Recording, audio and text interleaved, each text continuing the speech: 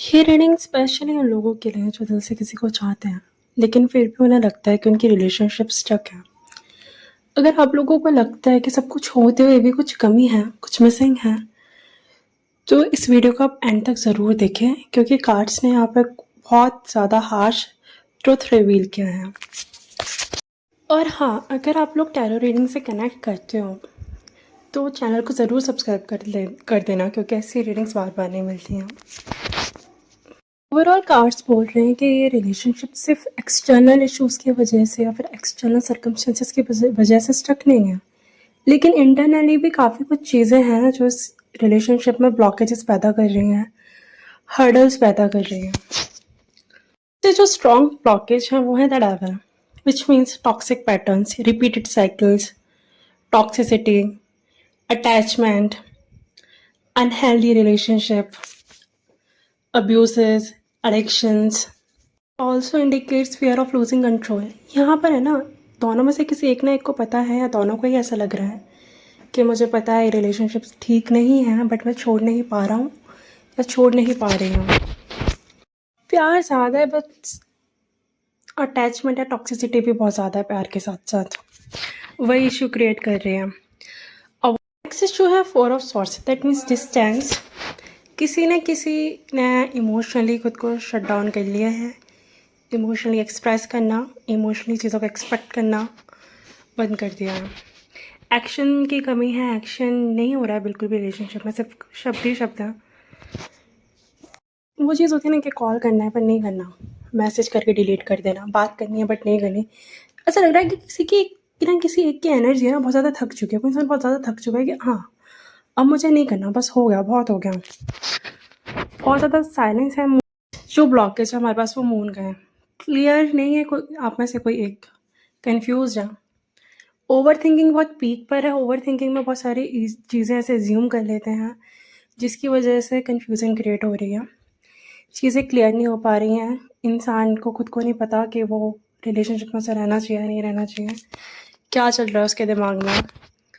बहुत ज़्यादा कन्फ्यूज़न है, बहुत ज़्यादा फियर है अंदर से। कुछ ना कुछ ऐसी बातें जो ना मन में दबी हुई हैं, मतलब सब कुछ ना खुल के सामने नहीं आया, मतलब क्लियर नहीं हो पाया है। और रिलेशनशिप में अगर बातें नहीं हो रही हैं, चीज़ें क्लियर नहीं हो रही हैं तो उसका टिकना बहुत मुश्किल हो जाता है। बहुत कहीं ना कहीं कोई ना कोई एक डिसीजन है ना पेंडिंग है, कोई इंसान है ना चॉइस लेना ही नहीं चाहता है, या तो आप हो सकता है, आपका पार्टनर हो सकता है। मूव ऑन करूँ या स्टे करूँ, रहूँ या ना रहूँ, बात करूँ या ना करूँ, या चुप ही रहूँ। बहुत ज़्यादा है ना आपसी कश्मकश चल रही है उन इंसान के मन में। यहाँ पे कुछ लोगों को लग सकता है सब, या कुछ लोगों को बोला जा रहा होगा उनके दोस्तों के द्वारा, या उनको खुद को मन में लग रहा होगा कि टाइम के साथ सब कुछ ठीक हो जाएगा, बट कार्ड्स उल्टा बोल रहे हैं कि टाइम के साथ कुछ भी ठीक नहीं होगा। आपको एक ना एक डिसीजन लेना पड़ेगा, एक ना एक चीज़ पर आना पड़ेगा, तभी आपकी सिचुएशन जो है वो पहले से बेटर हो पाएगी, वरना आप इसी चीज़ में मेंटल कन्फ्यूजन में फंसे रह जाओगे। जिसका कार्ड रिवर्स है, ऐसा हो सकता है बहुत इम्बैलेंस है रिलेशनशिप में। कोई बहुत ज़्यादा दे रहा है, कोई कुछ कर ही नहीं रहा, बस एक ही इंसान है वो करे जा रहा है, एक इंसान कुछ कर ही नहीं रहा, एफर्ट्स इक्वल है ही नहीं।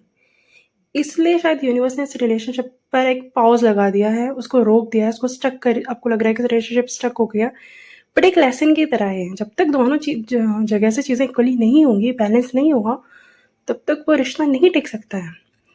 किसी ना किसी एक को देना कम करना पड़ेगा और जो नहीं दे रहा उसे देना शुरू करना पड़ेगा, तभी एक प्रॉपर बैलेंस बनेगा। अदरवाइज ये रिलेशनशिप ऐसी ही रह जाएगी स्टक। ऐसा लग रहा है ना कि एक सिर्फ सेक्रीफाइस करा जा रहा है, तो देखो एक तरीके से तो सेक्रीफाइस ही नहीं हो सकता। इट्स बेटर कि जब तक दोनों तरफ से चीज़ें नहीं होंगी तब तक यूनिवर्स भी इस रिलेशनशिप को आगे पुश नहीं करेगा ना। हमारे पास एक और ब्लॉकेज है द डेथ के कार्ड के साथ।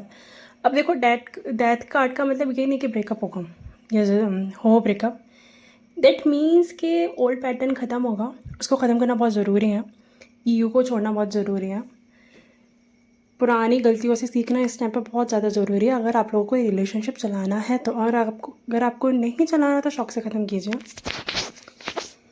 और इस चीज़ को आप लोग ना इमोशनल मैच्योरिटी के साथ ही ठीक कर सकते हो, अदरवाइज़ कोई और रास्ता है ही नहीं।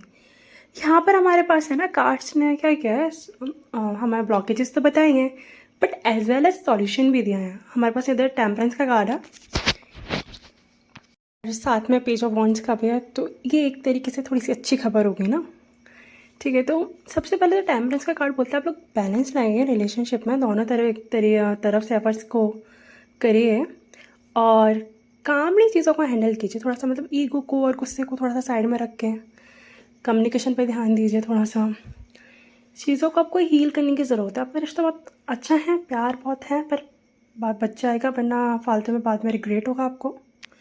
तो इट्स बेटर कि आप लोग अपनी कम्युनिकेशन को इम्प्रूव करो, प्यार से बात करो, चीज़ों को सुलझाओ। उसके साथ न्यू बिगनिंग और एक नया फ्रेश स्टार्ट है। आपको दोबारा ऐसे एक चाइल्ड लाइक फीलिंग आ सकती है, वो नया नया होता है ना, वो 16-17 वाला साल वाला प्यार। ऐसे बटरफ्लाइज आपको दोबारा फील हो सकती हैं, चीज़ें बिल्कुल सुधर सकती हैं, बट आपको ईगो को छोड़ना पड़ेगा और चीज़ों को थोड़ा प्यार से, थोड़ा ठहर के हैंडल करना पड़ेगा। रिलेशनशिप स्टक नहीं, यूनिवर्स आपका टेस्ट ले रहा है कि आप लोग सिर्फ अटैच हों या फिर आप लोग सच में ग्रो करना चाहते हो साथ में। आप लोग रेडी हो ओल्ड पैटर्न ब्लॉक को ब्रेक करने के लिए, पुरानी गलतियों से सीखने के लिए, ईगो को छोड़ने के लिए, ऑनेस्ट एंड क्लियर कम्युनिकेशन करने के लिए, तो ये रिलेशनशिप वापस से ज़िंदा हो सकता है और पहले से ज़्यादा स्ट्रांग हो सकता है।